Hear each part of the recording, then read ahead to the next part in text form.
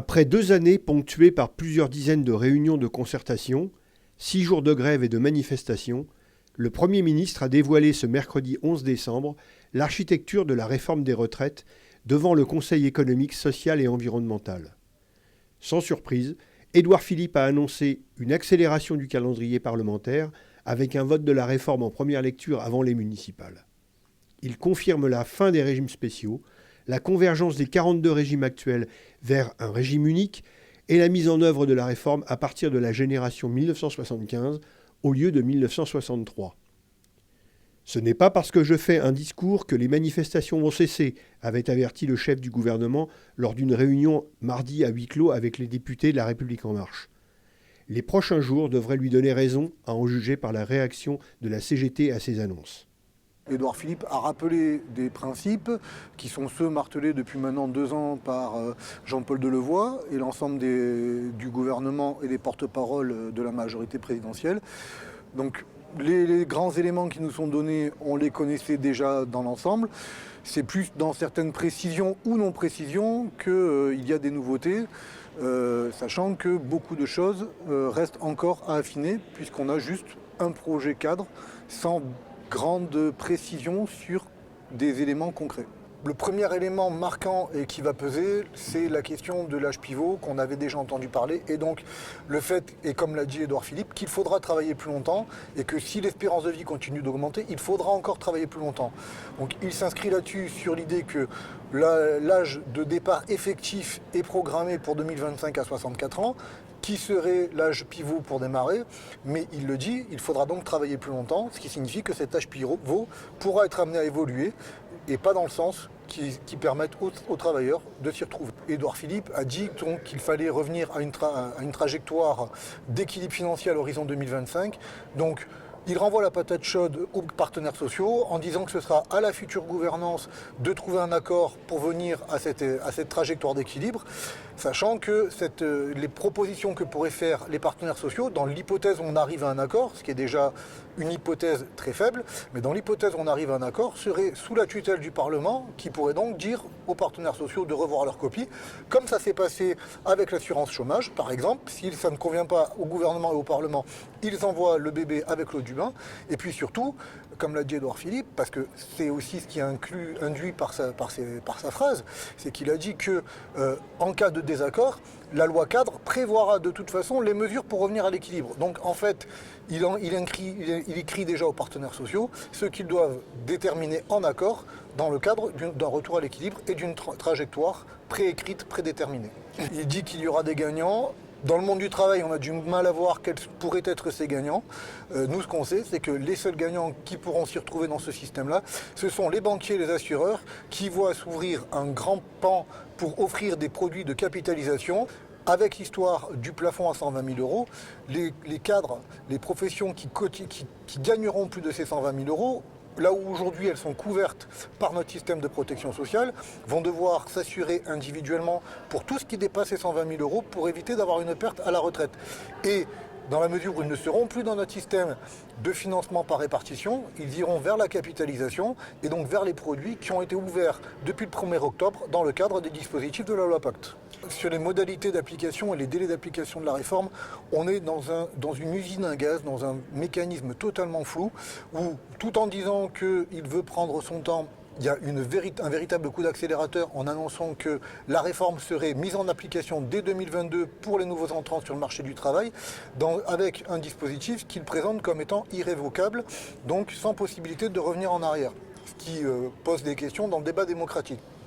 Et derrière, des différentes de prise en compte, d'années de prise en compte, selon les années de naissance, selon qu'on soit né en 73, selon qu'on soit dans un régime spécial ou pas, selon qu'on ait un droit au départ anticipé ou pas, donc avec un mécanisme où collectivement on ne pourra pas s'y retrouver puisque tout sera renvoyé à la question de à quel âge je suis né pour déterminer quel sera mon futur système.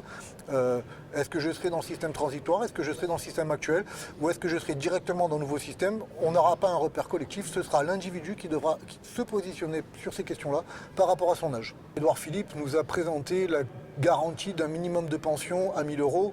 On pourrait appeler ça le jeu des 1 000 euros presque, puisqu'il nous dit 1 000 euros donc, qui équivalent aujourd'hui à 85% du SMIC, en disant que ce minimum de pension serait indexé sur l'évolution du SMIC. Enfin, dans l'actualité, on a vu la question, puisqu'il a été refusé pour l'an prochain, coup de pouce au SMIC. Il n'y a pas de raison que le gouvernement change son fusil d'épaule sur les années futures. Mais surtout, ce qu'il ne dit pas clairement, c'est comment on arrive à ce minimum de pension de 1 000 euros. Il dit qu'il faut avoir une carrière complète, sans jamais dire ce que c'est qu'une carrière complète dans un système à points. La CGT, elle, avait posé cette question-là à Jean-Paul Delevoye lorsqu'on l'a rencontré, et ce que nous a dit Jean-Paul Delevoye, c'est que pour un minimum de carrière, c'est les 43 annuités. On reste dans la logique, pour ceux qui seront nés après 73, on reste dans la logique que pour avoir ce minimum de pension, il faut arriver à 43 années de cotisation sur un équivalent SMIC.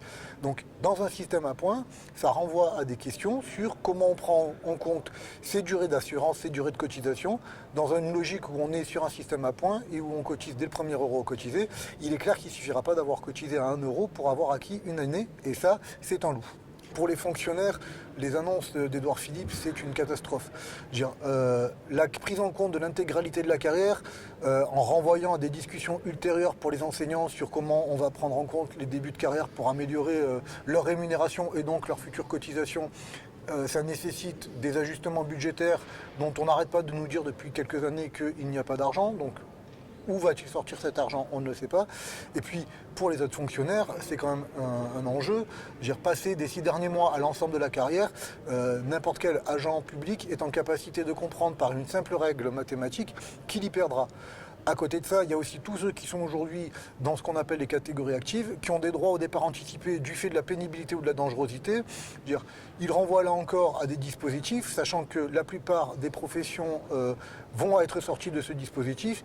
Il fait des annonces sur les métiers de la santé, sans dire qu'en fait, à titre d'exemple, il parle des infirmières qui pourront bénéficier du compte professionnel de prévention. Mais sauf que les infirmières, initialement, avaient le droit au départ en catégorie active. Et c'est en échange d'une revalorisation, d'un changement de catégorie dans les grilles indiciaires qu'elles ont dû abandonner le droit à la catégorie active et au départ anticipé. Même chose avec les aides-soignantes, il dit que ce sera pris en compte en renvoyant à des dispositifs permettant un aménagement de la fin de parcours professionnel avec des temps partiels aménagés, des retraites progressives.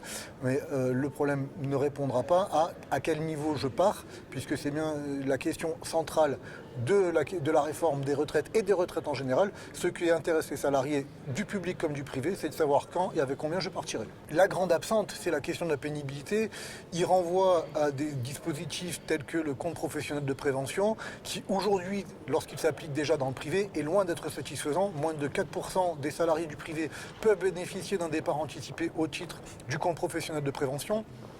Il parle d'étendre ce dispositif aux agents publics qui seraient potentiellement soumis à des contraintes spécifiques ou à de la pénibilité dès lors qu'ils ne sont pas dans les professions dites en uniforme, dans les métiers régaliens. Sauf que cela renvoie à des logiques individuelles, puisqu'on va regarder l'agent par rapport à des critères d'exposition et des seuils d'exposition, et non pas par rapport à un métier. C'est-à-dire que beaucoup d'agents risquent de sortir des dispositifs de départ anticipés avec ces modifications, même s'il dit qu'il va abaisser les seuils et les revoir, on ne sait pas à combien. Et puis, n'importe qui peut comprendre que de dire qu'un droit au départ ouvert avec 2 ans d'anticipation, soit à 60 ans au lieu de 62 ans, c'est toujours moins favorable qu'un droit au départ anticipé de 5 ans, soit à 57 ans au lieu de 62. Et ce que dit la CGT, c'est que s'il y a une injustice entre salariés du public et du privé sur ces questions-là, la logique, c'est d'harmoniser vers le mieux disant et donc d'ouvrir des droits nouveaux aux salariés du privé pour leur permettre, dès lors qu'ils sont soumis aux mêmes contraintes, aux mêmes métiers, aux mêmes pénibilités, de disposer des mêmes droits que les agents publics, sachant que cela n'occulte pas le fait que pour la CGT, l'âge de départ et l'âge d'ouverture doit être possible dès 60 ans et non 62. Donc à toutes les questions qu'a posées la CGT, le gouvernement ne répond pas ou alors répond par le fait qu'il ne prend pas en compte ce que nous disons. C'est un projet qui ne pourra pas de toute façon nous satisfaire à la CGT et à notre sens ne pourra pas calmer la contestation sociale dans la mesure où ce projet s'inscrit dans une logique de régression sociale. À notre sens, cela ne peut satisfaire la CGT et ça ne satisfera pas le monde du travail.